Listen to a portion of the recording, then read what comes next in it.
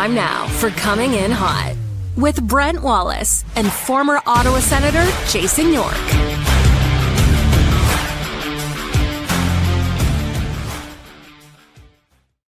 Happy Monday morning, everybody. Brent Wallace alongside Jason York and Graeme Nichols from the Hockey News. Guys, nice to see you. We've got Brady sitting by on the deck, so I don't want to waste too much time, but nice to see both of you. Yeah, nice to see you too. Yeah. That means Yorkie, a little chit-chat, okay? We doing a little chit-chat? Well, I'm not a lie. I don't want to lie. I'm just trying to warn you. Brady's in the green room waiting. Well, I'll just get to him. We can do the chit-chat. We'll do post-Brady chit-chat. All right, okay. Wally? All make a deal. Maybe Brady want to be part of the chit-chat. You never know. Maybe he will. You never know. Because it's easy. Okay, let's take care of some business. This show is always brought to you by Bet365. Whatever the moment, it's never ordinary at Bet365. You can download the app and get on the action if you need to. Use code NATION. Must be 19 or older. Please play responsibly. Ontario only. If you or someone you know has a gambling problem, visit connectsontario.ca. I know, Jake, I apologize. This show also brought to you by Simply Spiked. The drink of summer is here. And no, it's not whatever Yorkie's been mixing in that mystery thermos. It's Simply Spiked, fruity, fizzy, and somehow more refreshing than a contract year. With flavors like pineapple, mango, peach, and always the underrated blackberry, Simply Spiked goes down smoother than Yorkie's takes when the Sens are on a winning streak. Seems early for this. It's perfect for patios, pool days, or post-game cool downs, especially after Wally goes on a rant, and we all need a minute. So whatever you're celebrating with the Sens win, argue about line combinations, or just trying to survive with a group chat with 3 hockey dads and a stats guy, grab a cold one. Simply Spiked is getting juicy. Head to simplyspiked.ca to find it near you, or the LCBO, of course. Must be legal drinking age. And if Yorkie offers you one, read the label first. Now, Jake, let's take care of some business. The Sens Summer Series.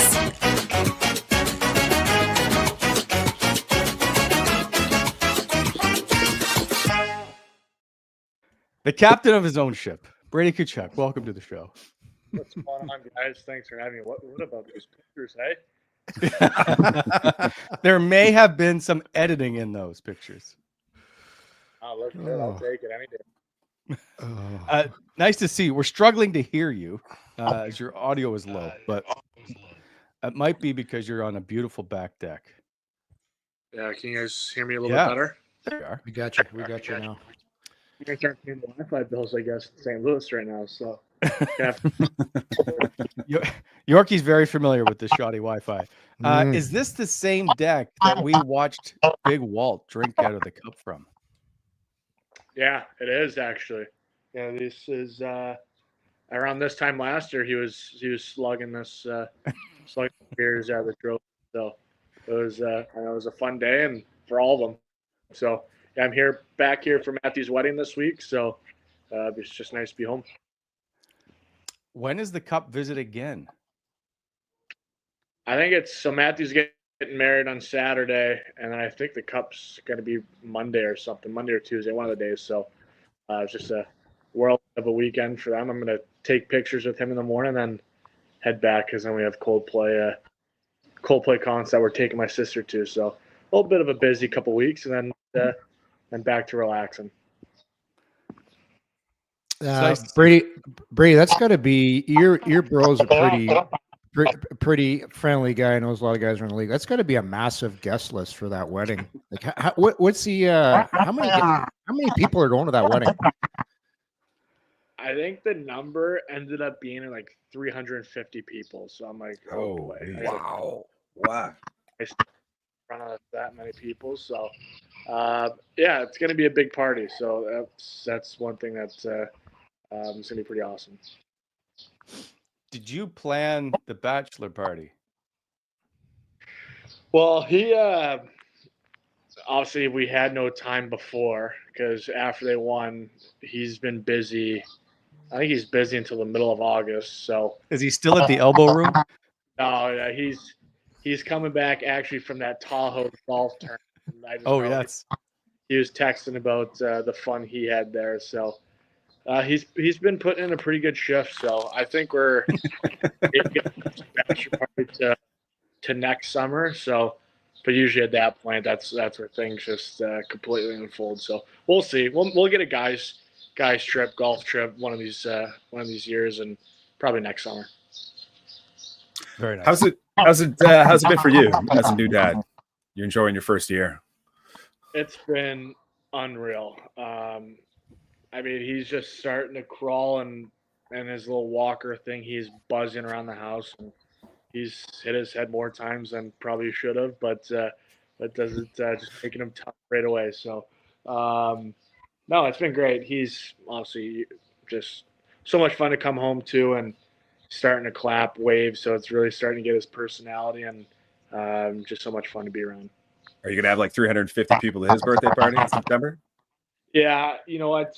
We're gonna keep it just family. Just I don't know if I could talk to that many people and while holding them the whole time because my back would just fall apart. So he's getting it's getting pretty heavy. I was at a first birthday party yesterday. It was full of people. I understand exactly what you're talking about. Family it is. Keeping it short. No, And by the way, the baby usually has a nap at the same time everybody's there anyway. So they don't get to hang out with the new baby. yeah, I'll be like, I'll take it for a nap and then go shut it down myself for a little bit. So, all right, we'll chat a little hockey. We have a little fun planned as well. But how long did it take you after the season to get healthy? I definitely went with a more conservative approach. I wouldn't say I had like anything major, just rest. And I think it took 6 weeks off of not doing anything and doing some like little rehab exercises. But I really just tried letting rest do its job, and no, I feel great actually. I feel like I really turned the corner the last couple weeks and feel back to 100%. So started skating right I think July 1st and been feeling really good. So I'm happy with the progress and where everything's at. Did you ever talk about it after the season? Like, was it a hip flexor? Was it a low ab? Like what? Because I'm not sure if you ever disclosed. Like, what was it? Like, what was the main issue with you? Yeah, I mean, it was like it's kind of like those muscles, like the hip flexor, low groin, like just kind of like all in that general vicinity. And Yeah. I don't know, it was just pulled it, and obviously it didn't heal. Just kept playing on it, so it just kind of just bugged me for the rest of the way. And but I'm glad we kind of took the time after to reset it, and honestly, it feels 100%. Feel great. So no, happy with kind of how everything's been going and how I'm feeling right now. Yeah, that's a tough one during the season because there's no way to get rid of it unless you shut it down. Like that's like I've done that before. It just lingers and lingers, and the more you skate, the worse it gets. Yeah, like to your point, like it had to have been like 3 weeks to a month of just shutting it down, and obviously at that point of the season, there's no to shut it down for. So No, I just knew it was going to be a problem probably after the season that have to get figured out, and so no, it's good. I mean, it happened for a reason, so kind of allowed the mental side of things to take over when wasn't feeling great, 100% physically. Can I talk playoff, Brady? Because we weren't sure going into the playoffs how good you were going to be. You missed 8, and then you played the final game. Then you kind of lit things up. You go pointless in the first game, fine. After that, it was all Brady. Like you finished tied for first in points, you're first in goals, if I'm not mistaken. You were second in hits, first in shots, something to that effect. What was playoff like for you? I mean, it was the most fun I've ever had, and I know guys are joking about wishing that guys that have been there before is like wish you could just fast forward to end of March and just play those big games. And honestly, just from Four Nations, those big games became addicting. Just something that when everything's on the line, it's you kind of just want to just be at your best and show up and help the team in any way that you can. And I felt like that just wasn't much of a motivating, but it's just such a long time coming that I didn't want this opportunity to go to waste. And for me individually, I felt like we had I wish we could have been playing, after that. I felt like, the series could have gone a bunch of different ways, but it was a whole new, unique feeling that, in years past, when the end's coming. This is our last regular season game. We're done. We're done for 6 months, reset for a new year. But when you get into playoffs, then all of a sudden your season just ends like that. It's an emotional feeling. It's definitely was a ton of heartbreak, but it was truly something that was so special, not just to share with my teammates, trainers, but the whole city. You can really feel the whole city rallied around each other, and that's what I felt like it was most disappointing was you felt like you let down your community because they wanted it so badly. Well, that's not reality because we all loved it. We loved watching. We loved finally being in the building again. Well, Wally, different ending too. You've done something special when you lose a series and you get a standing O from your own fans. Like when you guys left that last game in Ottawa, people were pretty happy in the buildings. Like to me, you could just tell different feeling. You see some teams lose, they're getting booed off the ice. You guys, like to a man, I thought the city really embraced. I thought the team took a huge step. And the level of respect the fans showed, you could tell right there. It was a totally different vibe. I think that was honestly one of the most special moments I've had, playing in Ottawa. Is like you said, there's other teams that, especially in our province, that are booing them off after games, and then you just see the standing O, the chants, and that's it. Made it so special, made it tough, made it, worth, everything that you went through is that just to feel that emotion. And honestly, for me, after the only thing I was thinking about is I just wish it could have provided, more happiness for, a longer period of time and going for the Stanley Cup. And just to see how happy, Sens Mile was buzzing after, game 4, game 5. And, seeing those videos, I'm like, I don't want this to end. I want this to keep going for, another 2 months. So that's what it was, just so special and just something that is going to set up for future success. Brady, watching you guys. Sorry, go ahead, York. Sorry, when we were sitting up in the press box, and I played in the building when it's loud. I don't think I've ever felt the building louder. I don't know about the ice level, but Wally, like we could feel it shaking. Like it was actually moving in that building. It was so loud. I've never experienced that building louder.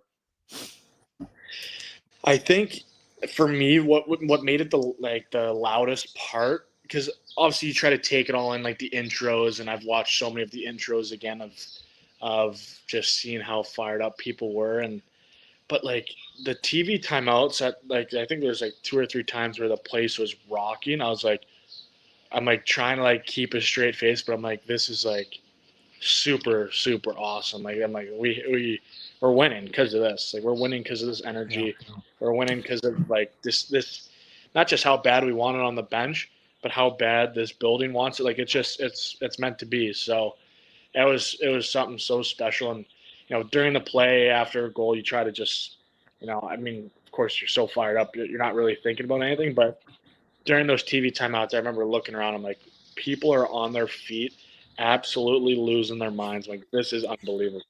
Yeah. I got to ask you too, watching Timmy Stützle, he was kind of embracing his inner Brady. I've never seen him run around and hit so many guys in my life. It was awesome to see. I think he said to me after game 1, he was like, oh man, my body's tired. I think he had 9 hits. Oh yeah, it ain't easy. So it was pretty great to see just him just running guys, trying to take their heads off. But that was kind of everybody on our team is what we do games 1, game 2, it's going to affect them games 5, 6, and hopefully 7. So I think that was our mindset from the start, and just we're 1 or 2 bounces away to be a different series. Brady, you mentioned he led the team in hits. Yeah, he did in the playoffs. Did he really? Timmy. Yeah, he did. He did. Two more than you, I think. Oh, geez. He was throwing a frame round for sure then. He wanted to win. Sorry, go ahead, Graeme. Oh, it's all good. So Brady, you mentioned feeling that you guys are going to win this. You fed off the crowd reaction. You're going to win this. It looked from the outside looking in, it looked like with each game, you guys were getting more comfortable, more confident with each game. Was there a moment after DP scores in Game 6 where you're like, "Oh, we got these guys"? I mean, I thought it was over. Like I almost felt like the series was like, oh, we're gonna find a way to win, score either that 7 minutes left in the third, or we're scoring in overtime. Place is gonna erupt, and Game 7, anything can happen, and momentum, the pressure, whatever it could have been. That almost felt like we could have had an advantage in Game 7, but I really did think after that I was like, okay, here we go. Like this is what we're talking about. This game is gonna be must-watch TV for everybody. This Game 7 game. So, and then when they scored it, it was probably the most deflating goal that I've ever experienced. How it just out, but we got to find a way to, get one, and we didn't, and just was super disappointing. That was a heartbreaker. Okay, I don't mean to bring up two negatives, but which one is more difficult, the Four Nations handshake line or the Leaf handshake line? I think they're both equally. Well, the Four Nations one was the first time I've ever been in a handshake after a loss, so I was more like a new scenario for me. Against the best players in the world some guys you grew up watching, where obviously it was really tough to get through, and a lot of nice things said. So that was a whole new experience, and that was really tough. It was a short tournament, so it was tough in that way. But I think the hardest one was the Leaf one, because it's like your season, all that hard work for 6-7 months, it's over just like that, and that season's done with, and that going to battle with your teammates and really leaving absolutely everything you had out there, for those 6 games, but also the 82 games before in camp. It was really tough. It was really emotional, and just all that hard work just didn't pay off. But I think at the end of the day, it happened for a reason, and we're going to be way better because of it. Do you dislike the Leafs any more now, or no, or is it the same? I mean, it's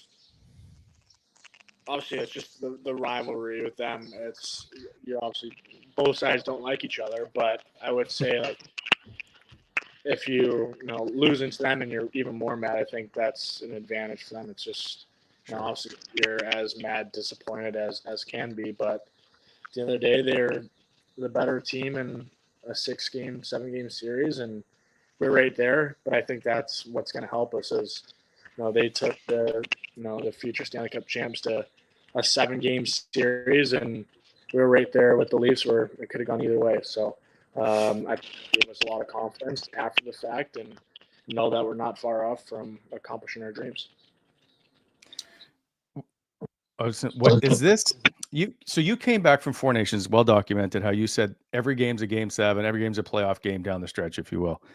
Was this Brady Tkachuk's defining captaincy moment? And I'll preface that by saying you guys had the 3rd best record in the league, points percentage wise, down the stretch from March 1st on. Only St. Louis and Vegas, I think, were better than you guys points percentage.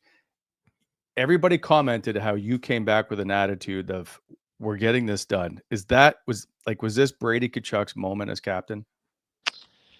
I mean, I wouldn't say it was all that. It was for me, I learned so much from Four Nations and from the guys there, and from just the different mentalities, mindsets. But basically everybody on that team was a captain or assistant captain on their own team. So everybody spoke up. And for me, it was, being myself, but also taking that time to learn from some of these guys about what they say, how they approach things. And for me, I just tried to apply it back to Ottawa, and try to kind of get it ingrained that from March 1st, like these 2 points every single night are the only things that we need to be focused on, and the most important things. Like, it doesn't really matter about individual things at this point. It's finding a way to win 1-0, 2-1, just a greasy win, and kind of showed some of the games that we were down that all it matters is at that point getting overtime and trying to find a way to score in overtime. So, that record definitely looks pretty good. Maybe it's because I missed the 8 games at the end of the year that maybe maybe it was I was the problem. So, no, I don't know. So it was good that everybody kind of led in their own way. So it was great to see the success at the end and kind of carry that into playoffs. But actually, it's a great point you brought up. If we go all the way back to November 25th, so 61, 62 games left in the season, so basically 75%, you guys had the 6th best record points percentage-wise in the league.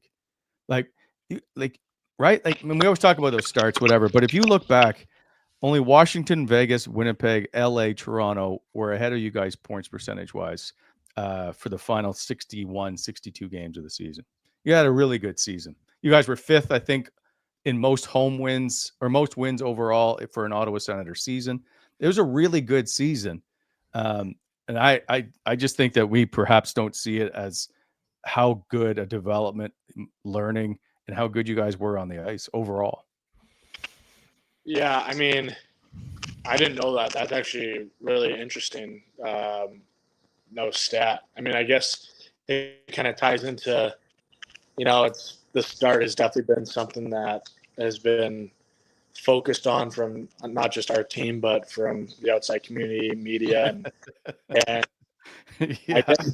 I guess now it doesn't matter. Like if our start. I mean, it does matter. You obviously can put yourself in a tough spot, but St. Louis, they went on an absolute heater after 4 Nations. They made it in, and for us, like you said, like we're 6th best, and we just get a little bit better at the start, then I think sky's the limit for us. So that's actually really interesting, and honestly gives me confidence that no matter what scenario at the start of the season, that we know that we're a hell of a team.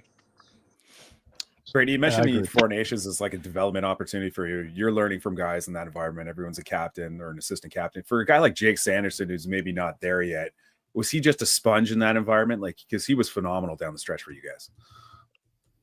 He was a sponge, but he was like, I mean, just being around him, knowing him the best on that team he was so confident in himself, and deservingly so. I think when he came in, there's no doubt, we have like Jake Sanderson out there. He's everybody.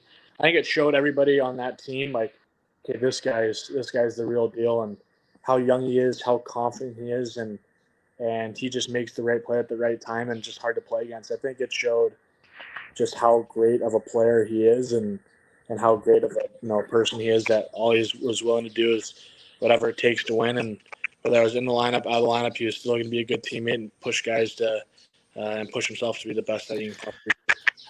Brady, is Sandy just like a freak or something? Because I've never seen a guy come into the league like right away he was good. Like you don't see that with young defensemen do the things like. I know you talked about his confidence, but what do you like from what you see from Jake Sanderson day in, day out playing? What do you attribute his success to? Like how does this happen so quickly for a guy that young?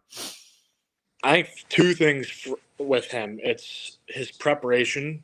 His preparation is the best I've ever seen. Just the way he prepares himself mentally, physically.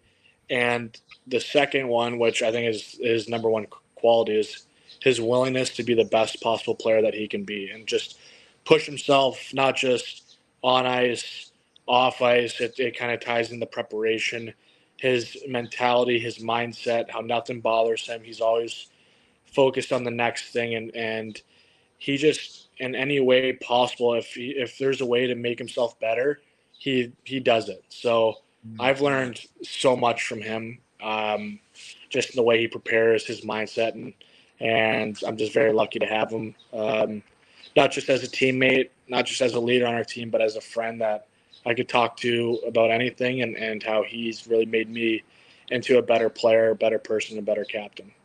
How do you get him to unwind? I'm told that he's 24/7 hockey, that you guys try to figure out find him something to do.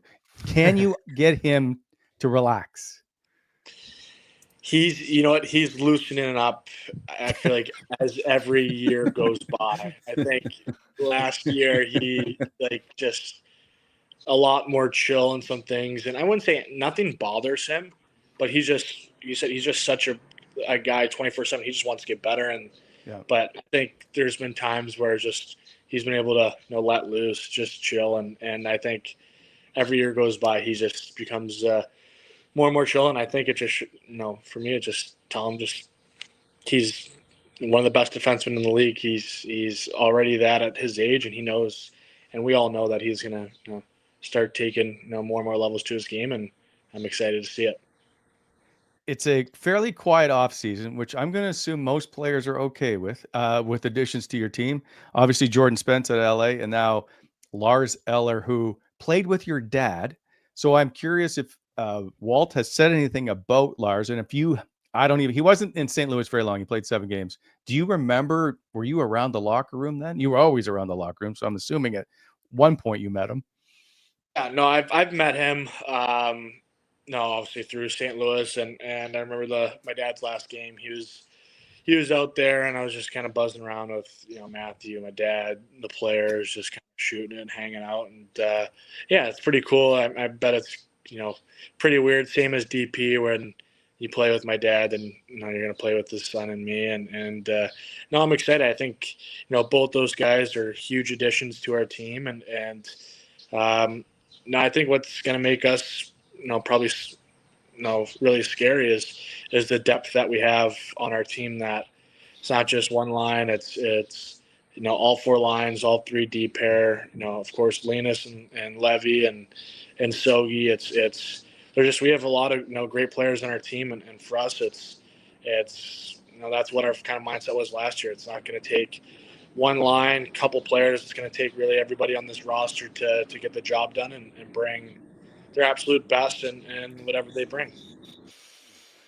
Last year, Brady. Okay, sorry, Wally. Did you want to go? No, all good. Okay.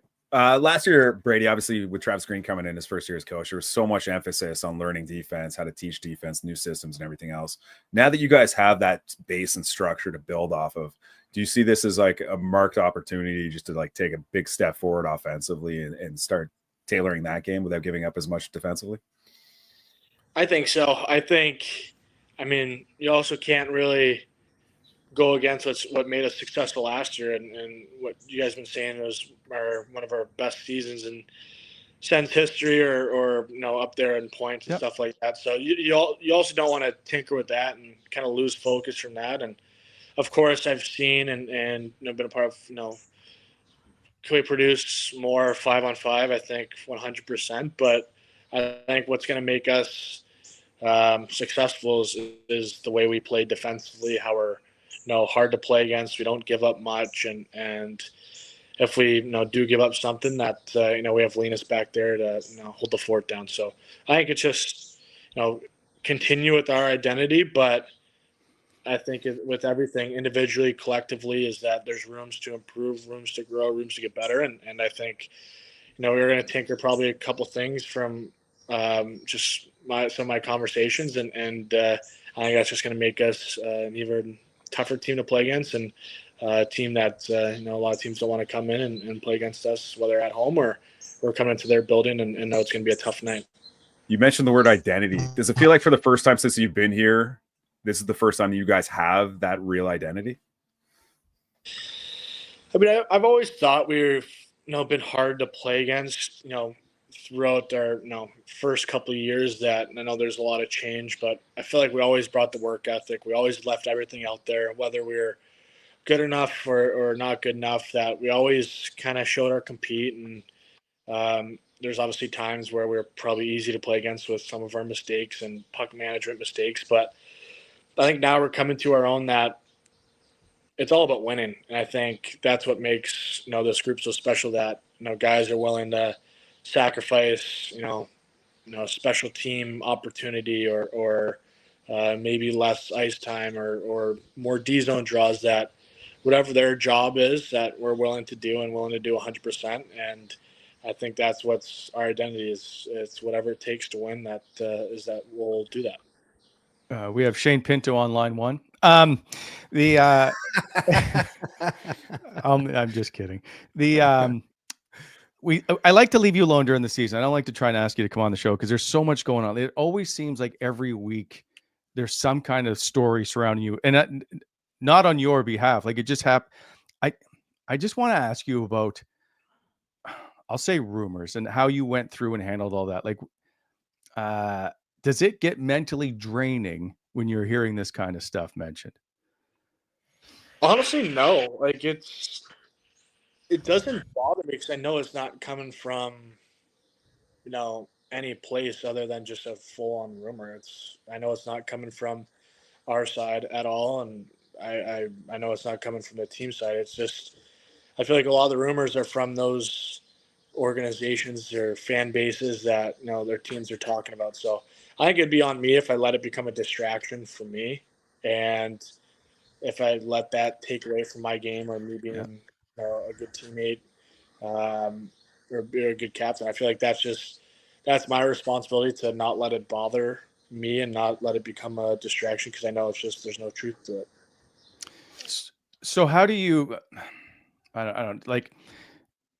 Everybody in Ottawa, or not every. Sorry, hang on. People in Ottawa are worried about you're in 2 years from now, and I know 2 years is a long time. Of Brady's going to leave and all that stuff. Like, do you just ignore all that? Is there a way to settle the fan base to say, hey, because I will say, and Brady, you and I have had lots of conversations. I've been around you since you were drafted in Dallas. I have never gotten one indication that Ottawa wasn't the place for you.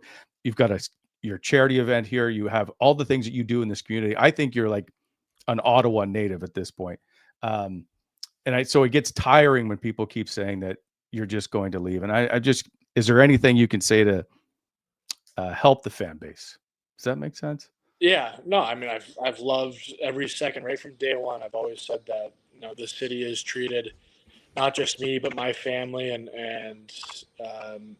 with the utmost respect and really welcomed me a part of the city and like you said, it really made me feel like I've belonged right from day one and that goes to the city, that goes to all the trainers that have been there from day one, all my teammates, and I've loved my time and I think all that hard work has just paid off to get to where we're at, and I know it's the end goal is to win a Stanley Cup. So I'm really excited about the opportunity for these next couple of years to get that done, and no, it's just been such a great experience, and I love playing here.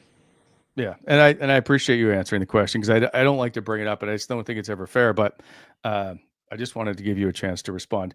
Quickly, your 500th game, where does that rank for you? So for those who don't remember, playing the Rangers, which always seems to bring out the best in you, same with Montreal, score one goal, which is nice. Then you score the overtime winner on your 500th game, or in your 500th game. Where does that rank? Yeah, no, it's definitely up there because of the implications of the game as well, I think.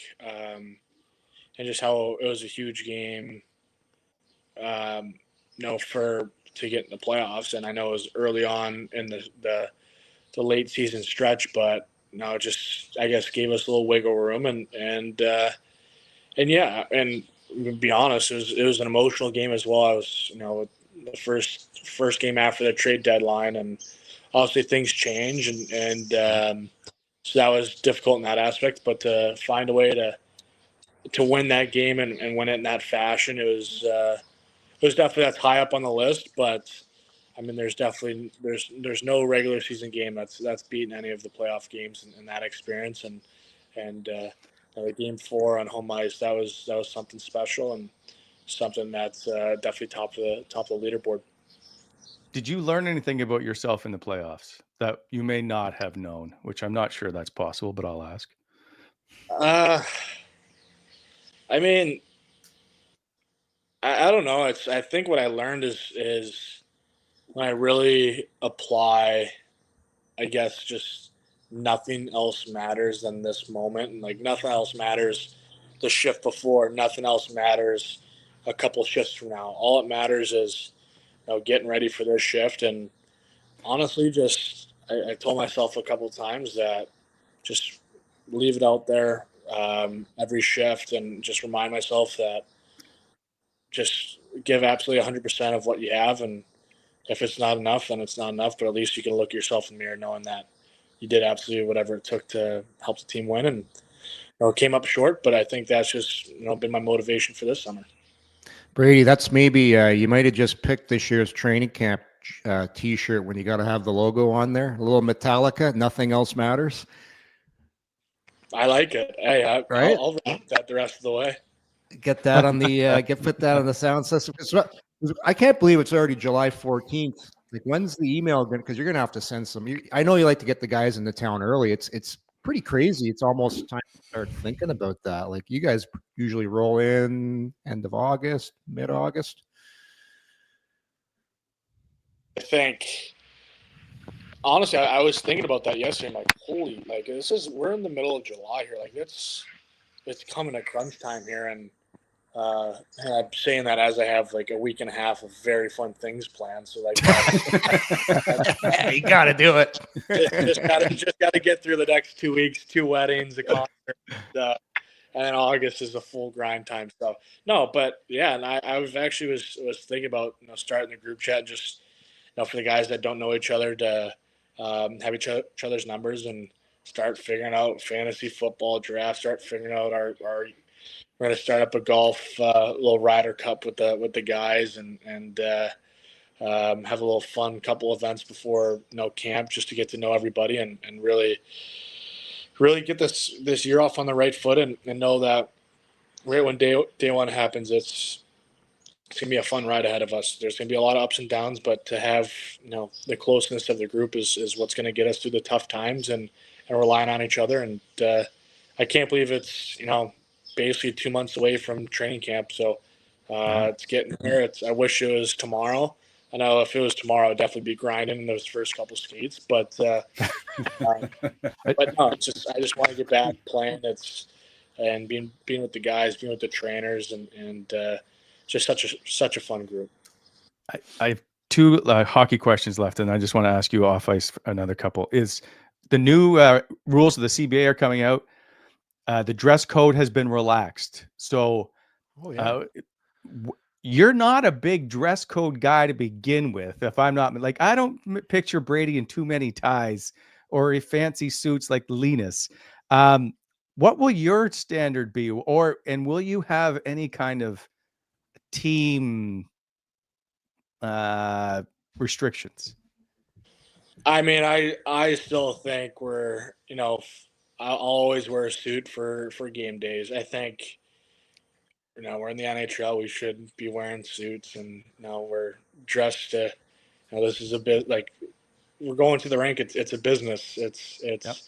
We're not here. I mean, of course, it's fun, but and I probably have one of the minority feels of I think we should keep the suits and I think it's important to look good and represent yourself well, but we'll see how this dress code thing works for other teams. But I think for us, wearing a suit is you represent yourself well and you're basically coming in on a business night and getting a job done.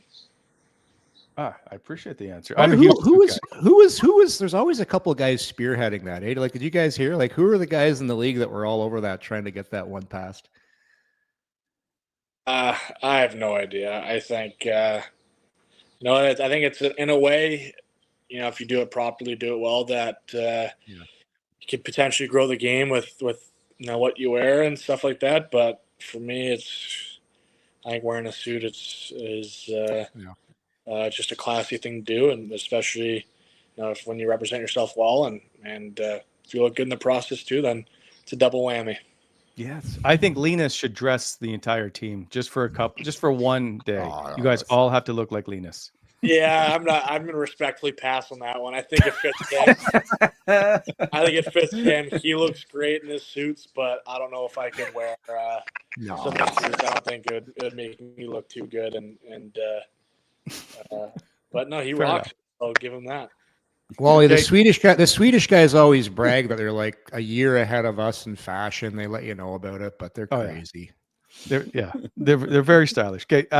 My other question is, I was just looking through pictures and I noticed a few times you having chats with the officials, and then there's a picture and I have a view of Sid Crosby in the same scrum.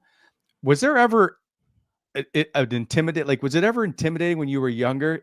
What's it like now for you to be in those scrums, and you're looking over and there's like Sid Crosby or whoever it is, Austin Matthews, I guess at one point, and do you ever have conversations that have nothing to do with like the penalty being called? Are they just like, hey, do you guys see that play earlier? Like, is there stuff that happens that we don't know about that we like isn't what the topic is expected? Mostly, the times I'm going over there, I'm like, all right, like, what'd you see there? Like, because you never want to go over there and it be a confrontation. Like, you're going over there, like, I feel like, no, I have a ton of respect for the refs, and I feel like they've got the same for me. And I hate when they're just doing their job. It's nobody supports them on the ice. Everybody's always giving it to them. That just to have a conversation about certain plays and what they saw. And if I disagree, like I respectfully disagree, and just maybe keep your eye out for that down the road. So I think we have a great respectful relationship with the most of the refs, but there's that small percentage of times where I go over there, I was like, I completely agree with you. I'm just coming over here to check a box, and I'm just going to head back there, but act like we had a really good conversation. So, yeah. So it's a lot of fake, like, you should have given him a 10-minute mate or whatever it is. Yeah. But and I'll head back to him, and I'll be like, yeah, he saw this and saw that, just completely a lie. So. Brady, that's just good business, especially the way you play, because you go over there and maybe he's expecting shit, you don't give it to him. The way you play, you might get that borderline call. He might not call it on you later in the game.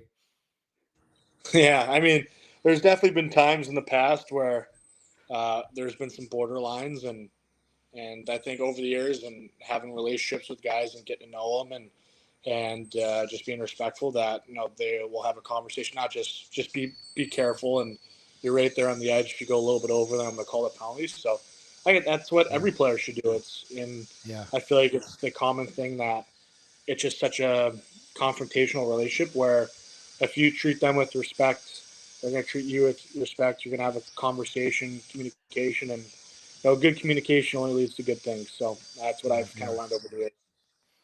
Okay. Lastly, have you ever gone into early on? Did you go into a scrum and the other player is like, "What are you doing here, kid?"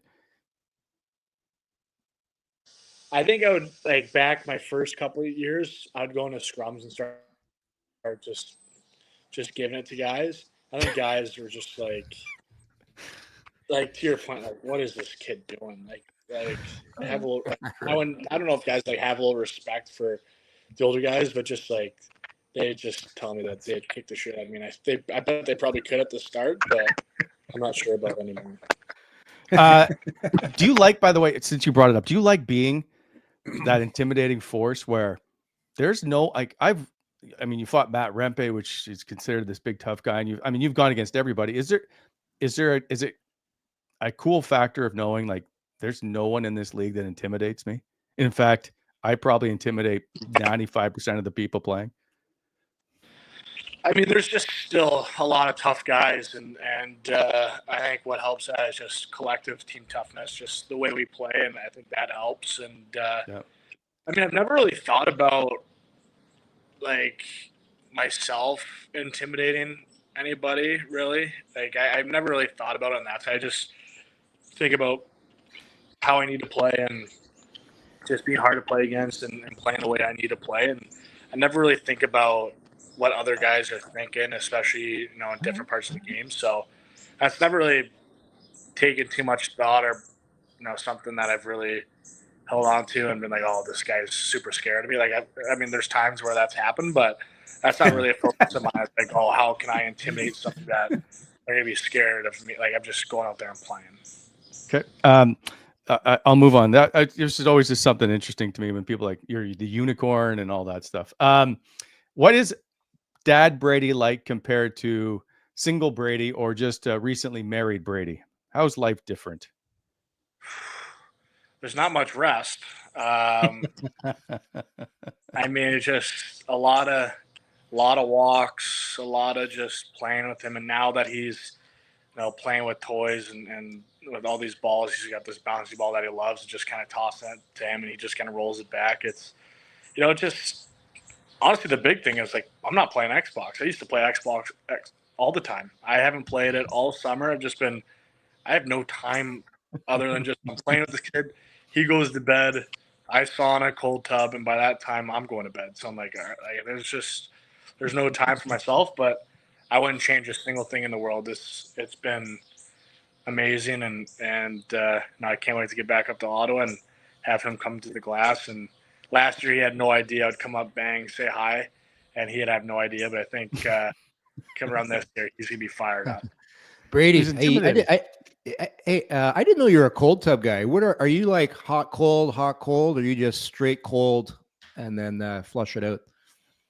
I'm just trying to. I feel like I've been doing a bunch of different things off ice to now help myself. So I've never really been a cold tub guy. Like, of course, after games, but Yeah. no, for me, I'm trying to do a nightly routine of gotta like an infrared sauna, hit the sauna for like 25, 30 minutes, and then a 3-minute cold plunge. And honestly, I've been feeling great doing it. So, and the first couple times were brutal.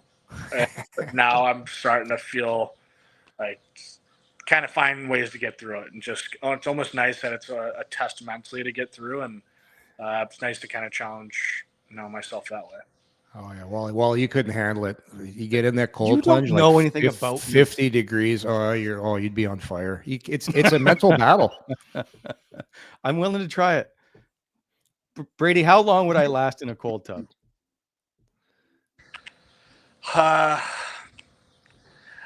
It's like the first 30 seconds. If you can get through the first 30, like full up to your neck, I mean, like the breath gets short. So if you can handle that and get through that, then I think you could be good. But honestly, the tough part for me is when I get to like a minute and a half, I just get so bored. It's like I can only breathe a certain way for another minute and a half. So and then I have the problem. Okay. Finally, any truth to the rumor that Ryder will be a right shot defenseman if you can do anything about it? That is the hot commodity right now, but every time we've touched a mini stick, I've put his hands left, and I've started every time I'm giving it to him, it's left. So it's just nice when I get sticks, and I'm going to cut it down so he can get to the sticks. So it should be good. All right. We'll let you go. We appreciate your time, Brady. Thank you. And we'll look forward to seeing you back in Ottawa. Yeah. Thanks, guys. Hope you guys have a great rest of your summer, and we'll talk to you soon. Appreciate it. Brady. Take care, my friend. See you. There goes the captain of the Ottawa Senators, Brady Tkachuk. Hey, I think I told him 25 minutes and we're a little late. We only went 45, so you're 20 over. But we got a lot. We got a lot of shit we got a lot of stuff done there. We came up with the Sens slogan for training camp. Nothing else matters. Just hammer metallic. One of the more underrated, I think, best songs ever. Nothing else matters. Graeme, I could see you as a Metallica guy. Back in the day in high school, I listened to him quite a bit. Oh, not a lot lately, but yeah. Things come and go. Now I might have to throw a little Metallica on the playlist, Wally. Plus you got Enter Sandman with Jake Sanderson.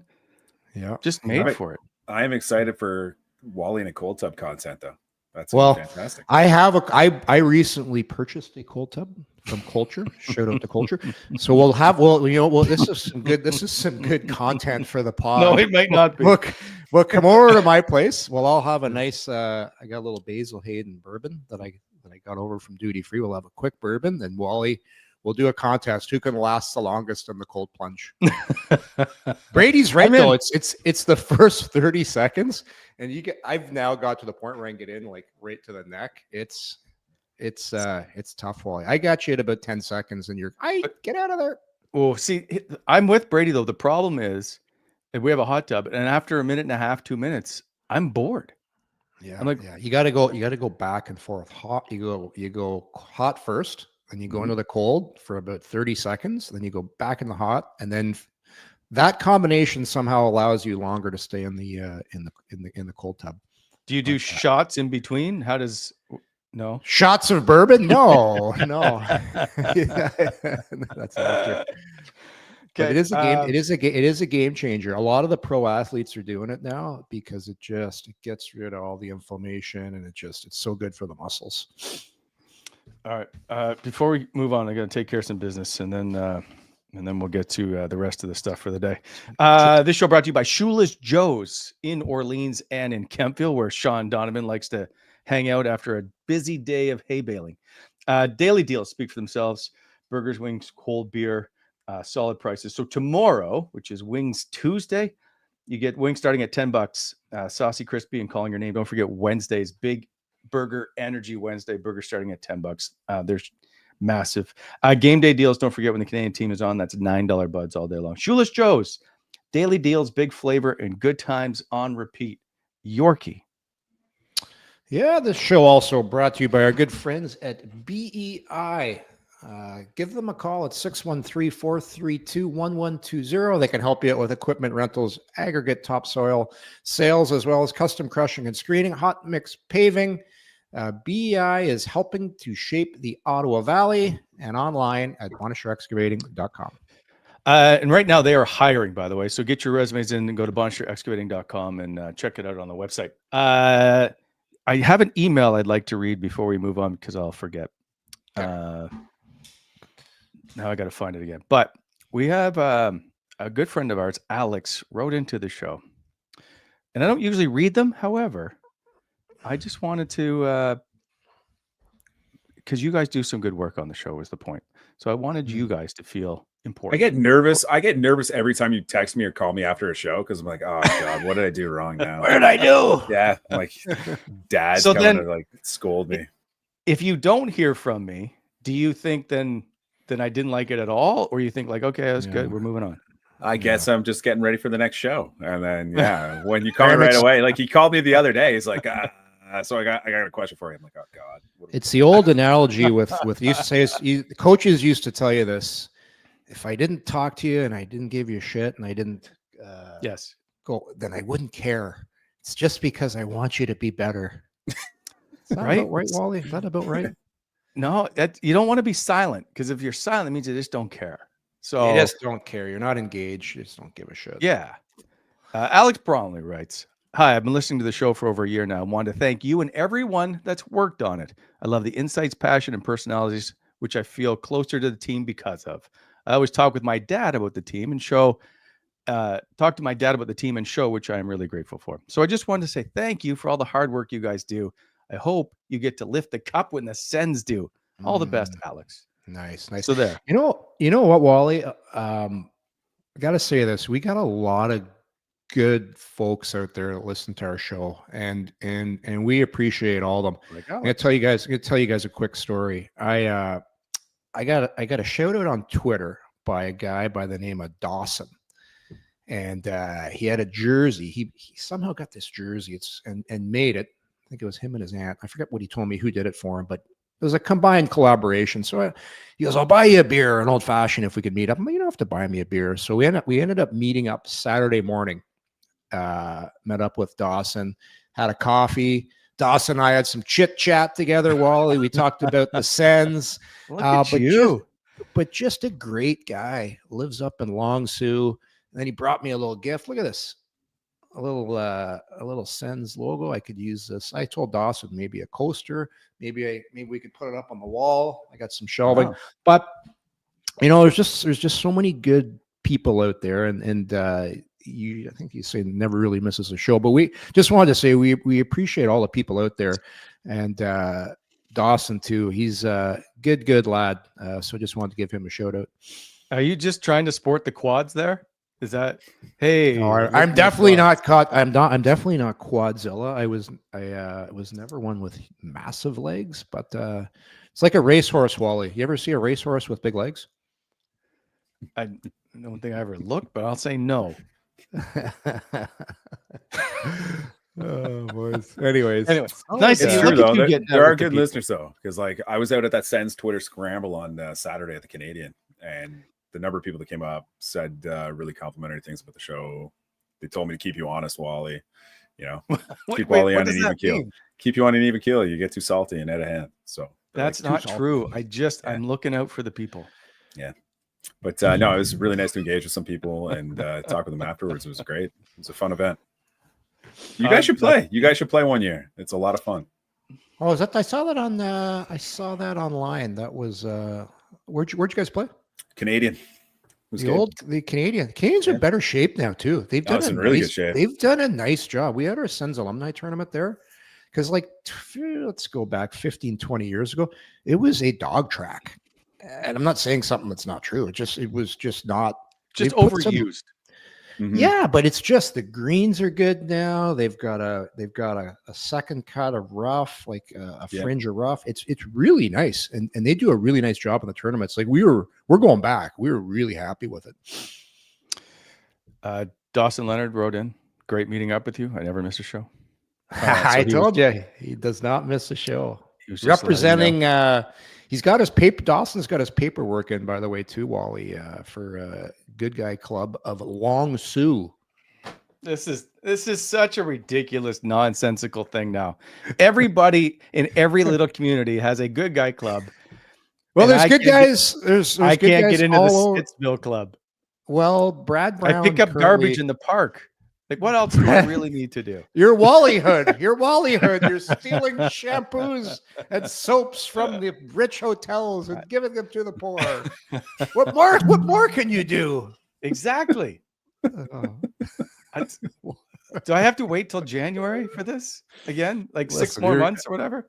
You're doing the work. You're baby stepping, Wally. I like it. You're baby stepping to take the shampoo bottles, to take the soaps. You're doing a good job with the Sens summer series. You're checking in on Graeme. You're detailing cars. Like, I think, like, I didn't embarrass you at the golf course. No, it was a good day. We had fun. You that took me day. out. Yeah. It's baby steps. Baby steps. Come on. Rome wasn't built in a day. I am running full. I'm like a cheetah at this point. Like Forrest Gump. Wally is a Ronin. So DGL writes in, oh man, Wally, he really doesn't know about the Good Guy Club chapter locations and card carrying members around the nation. You know what? Screw you. Wally, listen, the thing with it's got to be organic. It just can't, you can't want it. It's I didn't ask. It's these clubs, like the day will come when you'll be surprised. Maybe it's the old saying with the Good Guy Club: ask not what the Good Guy Club can do for you, but what you can do for the Good Guy Club. That's kind of what it's all about. I had something else to bring up today. Now I don't even remember. This Good Guy Club. There was some hockey chatter. Maybe it was the ratification of the new CBA, but no dress code. What are the okay, so 84 games is the biggie. Yeah. There's 84 right. games. There is a dress code, like it just says you must kind of be respectable. Yeah. So no sweatpants, no Evander Kane outfit apparently. No jean shorts. Oh, could you imagine? Could you wear shorts? Could you wear like a nice, because there are nice dress shorts on a hot day. You're playing in Florida. Yeah. Maybe with a nice sandal. I feel like it's Crocs all the time. Yeah, they're not letting you come in with jean shorts. Could you imagine? So Yorkie, let's just for a sec take you 30 years younger. You walk into the locker room in 2025 with jean shorts on, or just call them jorts. Just call them jorts, Wally. jean shorts and an old 1980s thick mesh. Remember everybody was wearing the mesh, whatever they're called, tank tops, or there was it was like a 3/4, like a 3/4, and you have your logo on there. The hockey guys will be good. Like I could see what, to Brady's point, a lot of guys will just go business cash. It's a lot of guys just don't want to put the tie on, put a nice shirt on, little jacket. I think it'll be fine. But here's the thing now, though. And it's happened more, like I'll say in the last 10 years, maybe even less than that. Maybe just before COVID, was the arrival shots have become this huge thing for all the broadcasts to have the arrival of coming off the bus and then being ready to go into battle or whatever nonsense.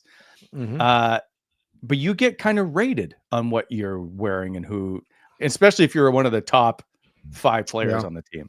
Yeah. So and Brady said it, it's about your brand. Like, do you not Yeah. want to continue that look? I don't think it'll change that much. I really don't. Have you guys been watching the new series of Quarterback with Joe Burrow?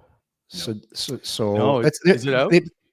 Yeah, it's pretty good. It's pretty good. Kirk Cousins is back, man. I love that guy. He's such an interesting cat. Yeah. And then they have Jared Goff, who I also love.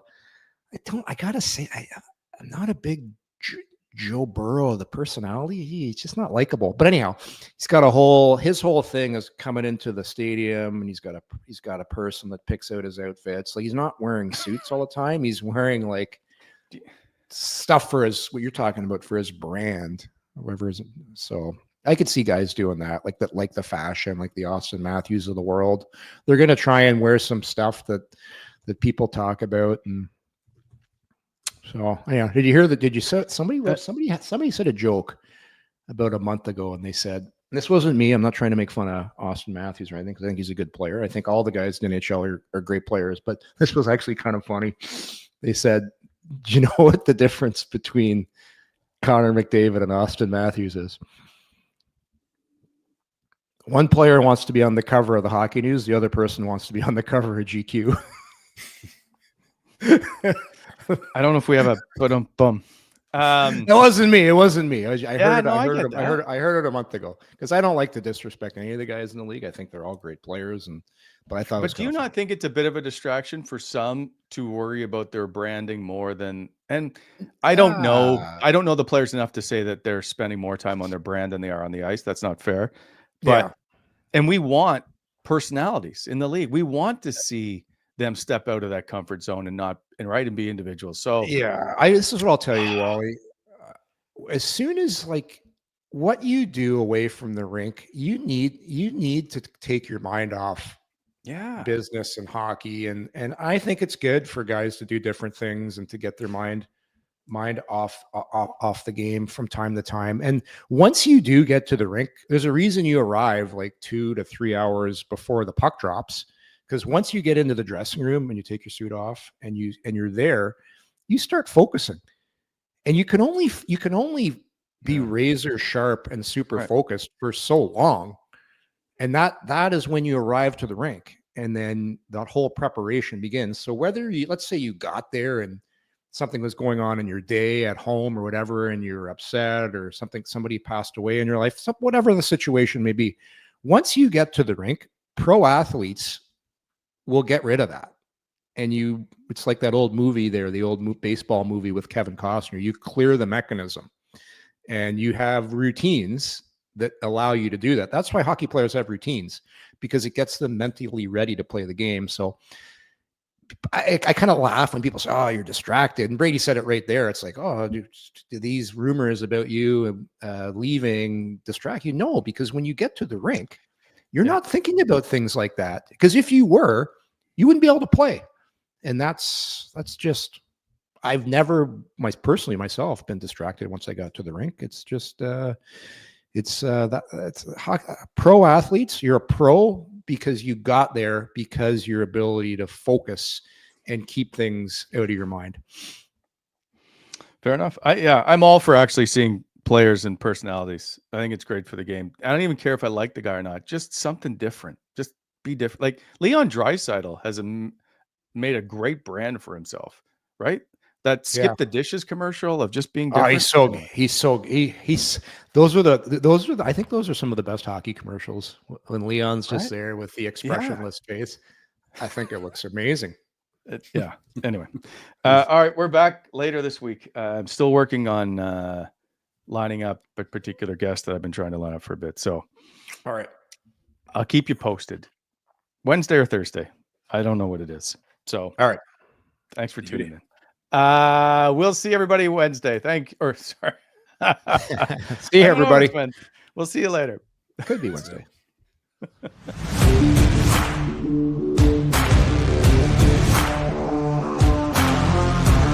Thanks for tuning in to Coming In Hot.